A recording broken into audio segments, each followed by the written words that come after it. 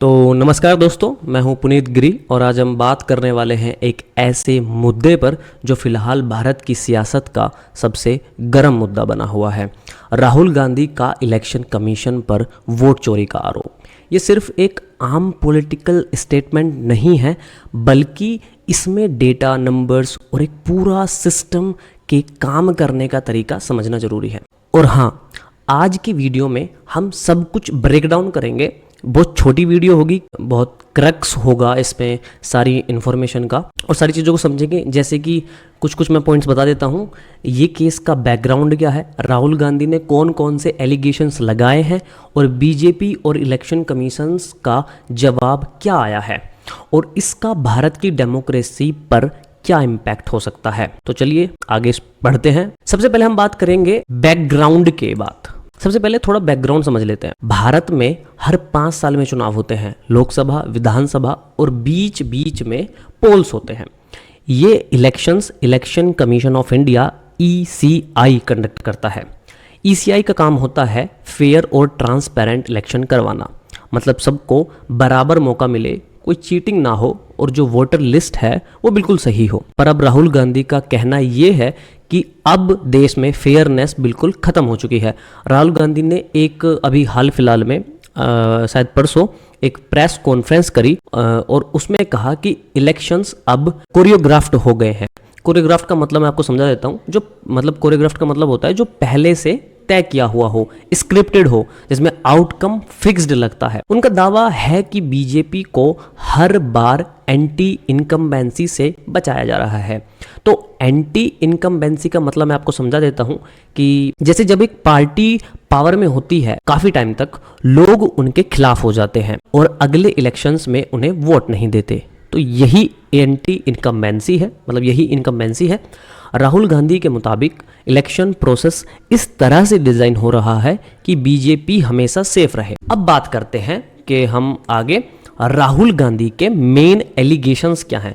तो ये कुछ पॉइंट्स लिखे हुए हैं, अब इनके बारे में हम डिटेल में बात करेंगे कि जैसे सबसे पहला जो केस है वह है कर्नाटका का महादेवपुरा सीट का। राहुल का कहना है कि सिर्फ बेंगलुरु के महादेवपुरा विधानसभा क्षेत्र में 1 लाख से ज्यादा फेक वोटर रजिस्टर किए गए।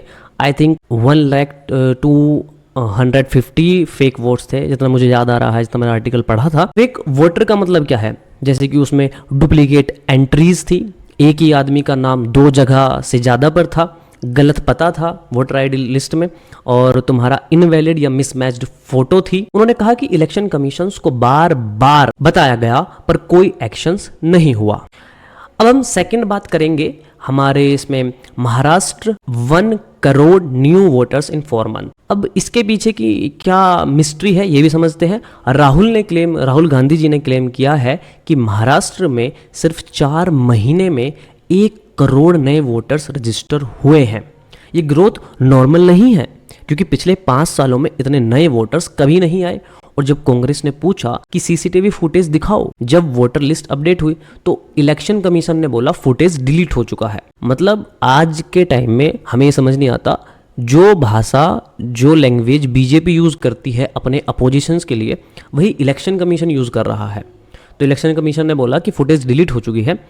थर्ड जो हम बात करते हैं वो बात करते हैं मशीन रीडेबल वोटर लिस्ट का इनकार। यानी राहुल का कहना यह है कि election commission machine readable voter list नहीं दे रहा है, जिससे ट्रांसपेरेंसी चेक करना मुश्किल है। अब बात करते हैं पोल्स कोरियोग्राफ्ड क्या है। राहुल का सबसे बड़ा स्टेटमेंट यही है, क्या है, पोल्स कोरियोग्राफ्ड हैं, यानी बीजेपी को एंटी इनकम्बेंसी से बचाने के लिए डिजाइन किए गए हैं। मैंने तुम्हें बता दिया पहले मतलब एंटी इनकम्बेंसी का मतलब क्या है।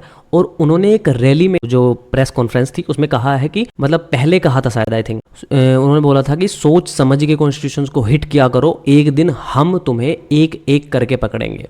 तो शायद उन्होंने पकड़ लिया है या फिर जो भी है। मतलब मैं पूरा श्योरली ये चीज़ नहीं करा क्योंकि अभी तक ये फाइनल नहीं हुआ है कि राहुल गांधी ने जो चीज़ें कही हैं वो सही हैं या फिर बीजेपी पूरी तरह से गिल्ट है, ऐसा कुछ साबित अभी नहीं हुआ है। अगर होगा तो मैं शायद आपको अपडेट दे दूंगा कमेंट में या फिर जो भी चीज़ें होंगी, पर अभी तक जांच जारी है और चीज़ें अभी तक न्यूज़ में फैली हुई हैं। बात करते हैं तुम्हारे लिए, जैसे कि हम बात करें कि ये सिर्फ एक पॉलिटिकल मुद्दा नहीं है। अगर वोटर लिस्ट गलत है तो जो असली वोटर है वो डिसएनफ्रेंचाइज हो सकता है। यानी ये जो जिन्होंने लोगों ने भी फेक वोट डाली है वो वोटिंग लिस्ट के अधिकार से छीन लिए जाएंगे, मतलब उनसे वोटिंग अधिकार छीन लिया जाएगा, सिंपल भाषा में अगर कहूँ तो। बात करें इलेक्शन कमीशन और बीजेपी का जवाब, अब बात करते हैं आगे चल के। ये जो इलेक्शन कमीशन है तुम्हारे, वो बैठे हैं गणेश कुमार हैं जो इलेक्शन कमीशन के चेयरमैन है फिलहाल। तो इनका इलेक्शन कमीशन जो है तुम्हारी इंडिया की, इसका क्या कहना है और बीजेपी का जवाब क्या है? मुझे तो दोनों की भाषा एकदम सेम लगती है, जबकि सेम नहीं होनी चाहिए। तो अब आते हैं बीजेपी और इलेक्शन कमीशन के जवाब पर।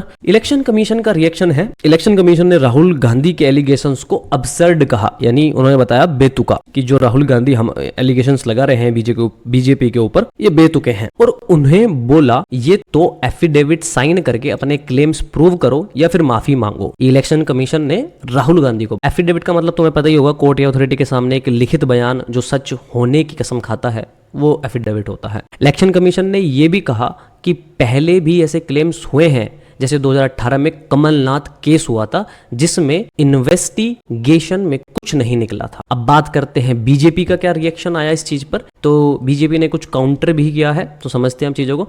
बीजेपी ने राहुल पर तंज कसते हुए कहा है कि उनका चिप मिसिंग है, यानी उनका हार्ड डिस्क करप्ट हो गई है, यानी उनके स्टेटमेंट्स बस अटेंशन ग्रैब करने के लिए हैं, यानी वो बस मीडिया में कवरेज पाने के लिए कर रहे हैं या फिर लोगों में अपनी नज़र बनाने के लिए, ऐसा कुछ उनका कहना है बीजेपी का।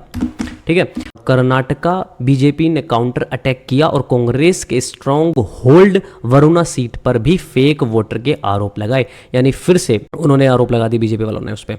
यानी दोनों तरफ से एक दूसरे पर फेक वोटर्स के ब्लेम गेम चल रहा है दोनों तरफ की। अगर पहले राहुल गांधी ने उनके ऊपर लगाए तो फिर एकदम से ही वहां से कर्नाटका से उन पर, कांग्रेस पर फेक वोट्स के इल्जाम लगा दिए गए। अब बात करते हैं पॉलिटिकल रिएक्शंस की, कि पॉलिटिकल रिएक्शंस क्या क्या है इस पर।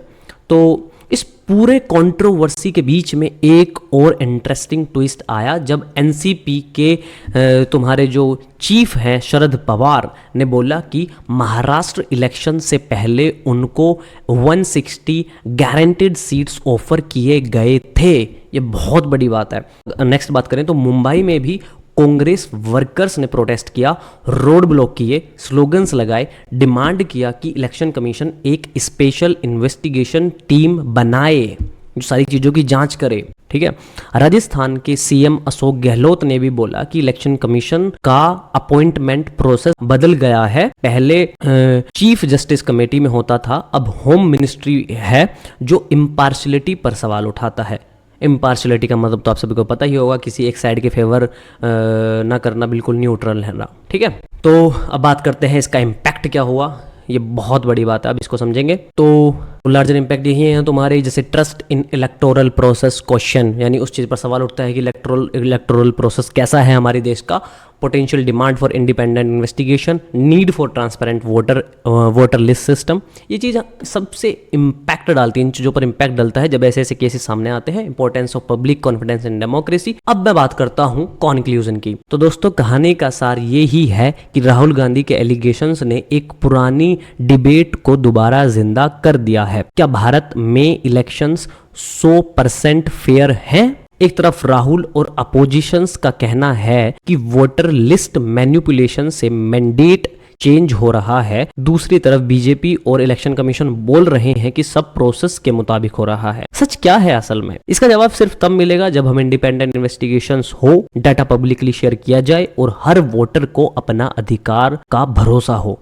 डेमोक्रेसी तभी मजबूत होती है जब हर वोट, हर आवाज की इज्जत की जाती है। मैं आपसे एक सवाल छोड़ के जा रहा हूं, अगर वोटर लिस्ट पर भरोसा नहीं होगा तो डेमोक्रेसी का असली मतलब बचा रहेगा क्या? कमेंट सेक्शन में अपना जवाब जरूर लिखिएगा। और हाँ, इसमें मैं अपना पर्सनल ओपिनियन भी थोड़ा समझा देता हूं, मतलब मेरा क्या मानना है। देखो, अभी ना तो ऑफिशियली कुछ बीजेपी को बिल्कुल गिल्टी बताया गया और ना ही झूठा राहुल गांधी को बिल्कुल बताया गया ऑफिशियली, अभी तक जब मैं वीडियो रिकॉर्ड कर रहा हूं, जब मैं इसको पोस्ट कर रहा हूं। तो मेरे नजरिए से इस पूरे मुद्दे का सच अभी अंधेरों में छुपा है। राहुल गांधी के आरोप ने एक जरूरी सवाल उठाया है कि क्या हमारी मतदान प्रक्रिया वास्तव में इतनी ही पवित्र और सुरक्षित है जितना हम समझते हैं। दूसरी तरफ बीजेपी और इलेक्शन कमीशन ने इन आरोपों को झुठलाया है और मांग की है कि सबूत कानूनी रूप से पेश किए जाए। मैं मानता हूं कि किसी भी लोकतंत्र की सबसे बड़ी ताकत उसका विश्वास होता है, और जब विश्वास पर सवाल उठता है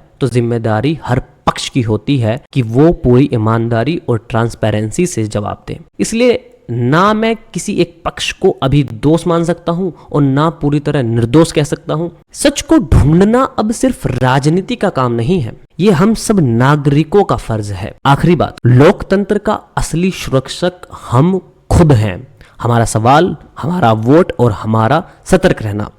तो मैं लास्ट में इतना ही कहना चाहूंगा, अगर मेरी ये वीडियो आपको पसंद आई हो, आपको कुछ समझ आया हो, एक छोटी सी वीडियो है और तो इस वीडियो का यहाँ पे द एंड होता है। अगर मेरी वीडियो अच्छी लगी हो तो वीडियो को जरूर लाइक करना, चैनल को सब्सक्राइब कर देना और वीडियो को शेयर कर देना जिसको भी इस मुद्दे को के बारे में आपको बताना हो या फिर इस न्यूज़ को फैलाना हो तो बता दीजिए, सबको शेयर कर दीजिए video. Thank you, bye bye.